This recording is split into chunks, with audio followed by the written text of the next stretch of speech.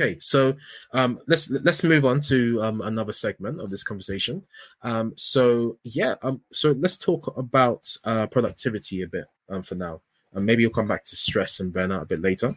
Sure. So in terms of productivity, like I mean, what kind of tips and tools are you using at the moment to kind of like make be I want to say a productivity junkie, but what tools and software and tips are you using, just to help yourself be as productive as you can?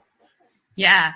And I always love to clarify. I know that in a lot of my marketing, I talk about productivity, but if you have a chance to work with me or have seen any of my content or join any of my workshops, I'm actually anti-productivity.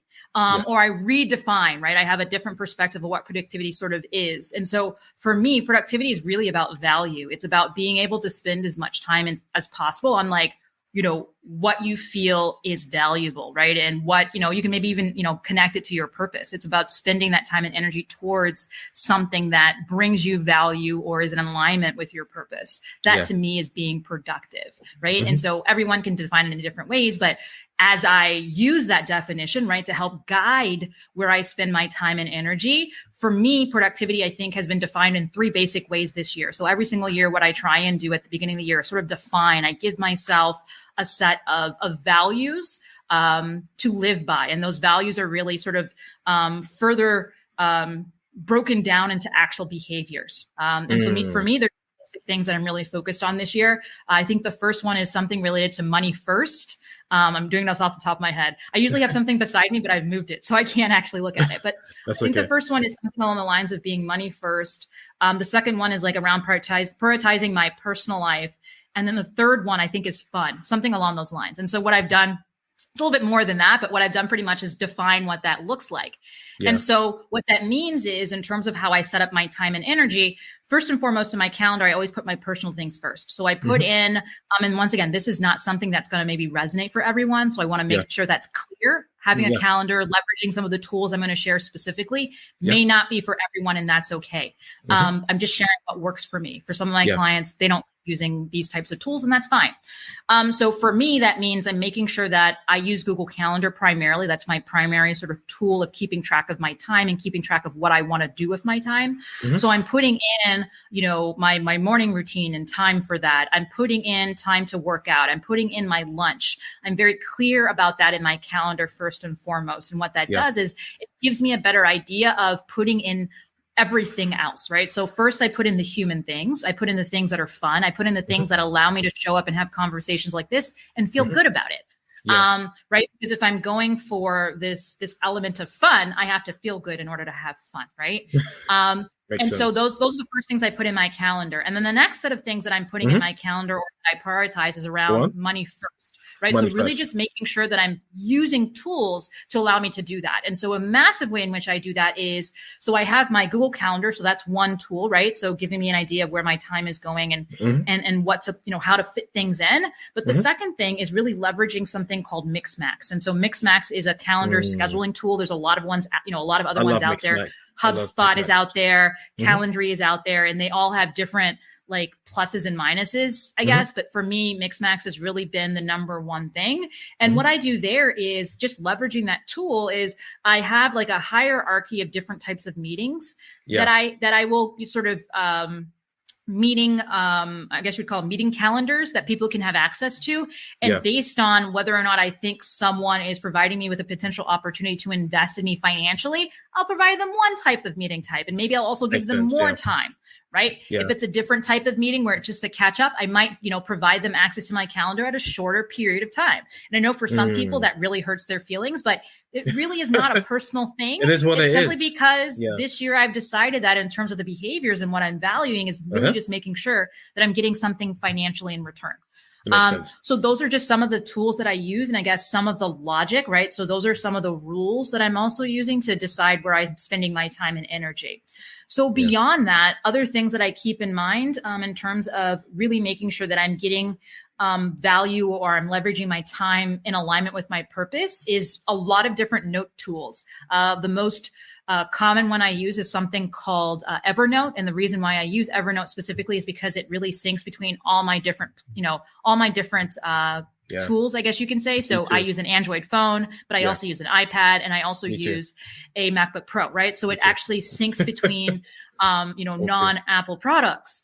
So that's really one of the main tools I use, and it really is helpful for me. So a lot of brainstorming in there, a lot of notes in there, so that as I'm having conversations and as I'm talking to people, I can keep track of things and also keep track of my content as well. So I would say those are probably my 3 primary tools. So Google Calendar, Mixmax, Evernote, and then some additional tools that I do invest in. I use an additional layer so Mixmax is a really comprehensive product. It does a lot of things, but I use it primarily for its calendar.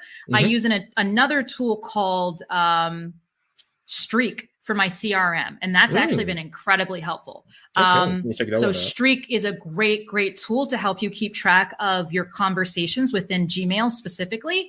And so it also reminds me to follow up. That's also where I put tasks related to my clients or potential clients as well. So that's an additional tool that I use, an additional tool that I invest in to really keep me on track. And most importantly, keep me on track for my follow-ups, because I've decided that in order to make sure that I'm generating money, right? Money first behaviors is following up.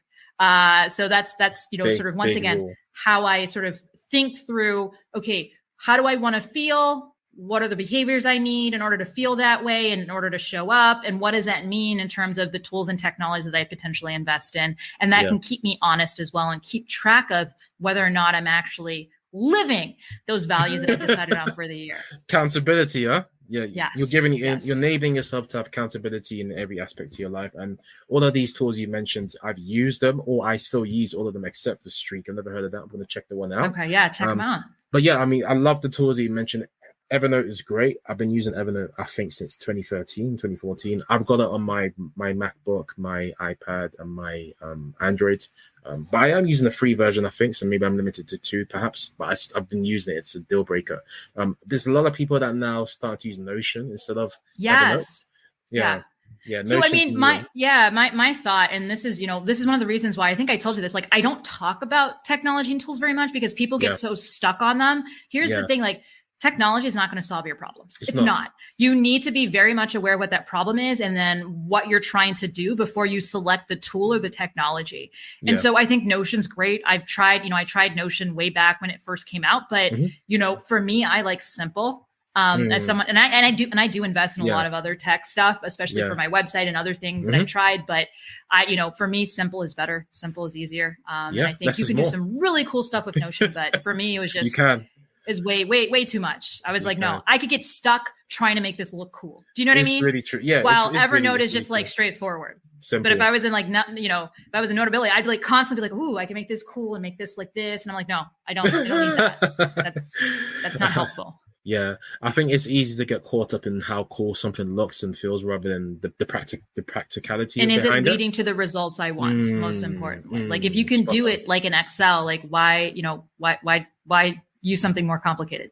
There you go.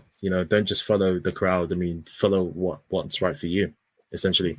Yeah. So Evernote is great. HubSpot and CRM is good as well. Very highly recommended. Very user friendly. In terms of calendar, Mixmax, I've used it. It's really good for snoozing emails and following up and stuff like that. Yes, really it does so much. So much. Yeah. I haven't used the product in a few years though, but I'm sure it's really evolved into a beast. Yes. I mean, you can connect it with lots of different CRMs. I don't think they want to do their own standalone CRM, but there's so much that you can do on it. The primary things I use it for are, like I said, calendar. Like I don't think there's any calendar better. And I've tried them all. Like, honestly, I've tried everything. And I'm always, whenever something new comes up, I always will test it too. But the calendar and then the mail merge, that's what I use it for primarily. So sending, personalized emails. Mail merge, really, really good one. Because that's usually like a Google extension, and you connect to Google Sheets. So there's different ways you can do it. Yeah. There is so Streak also has that mail merge version, and so you can use a Google Sheets. With Mixmax, you could upload. It's a bit different. It's like a separate kind of it's a separate app, I guess, kind of. It's not in Google. It's not in Gmail necessarily. Streak is in Gmail though. Streak is in Gmail, yeah. Okay, great. Okay, I'll look into that. Yes, thank you for sharing some really, really cool tools. For those of you that's just joined us, I am with Akua Nyame-Mensah. So she is a coach. She's a former business leader. She's a facilitator. Obviously, she runs her own company, and she's a podcaster like me.